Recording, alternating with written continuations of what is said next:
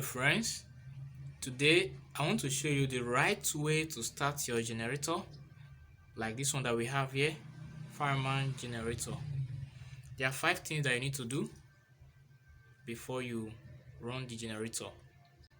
First, before you start the generator, make sure that the AC socket, the circuit breaker, is in the off position because the generator may be hard to start if load is connected. Next, you open the fuel tap so that fuel can flow to the carburetor. Next, you set the choke level to the close position. This is not necessary if the engine is warm, but it is necessary if the engine is cold. You must set the choke level to the close position.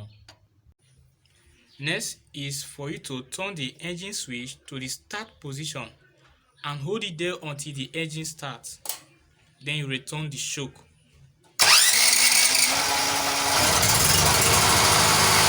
You allow the engine to warm up for about 2 minutes before loading it. Run the engine without load for about 2 minutes before on the circuit breaker.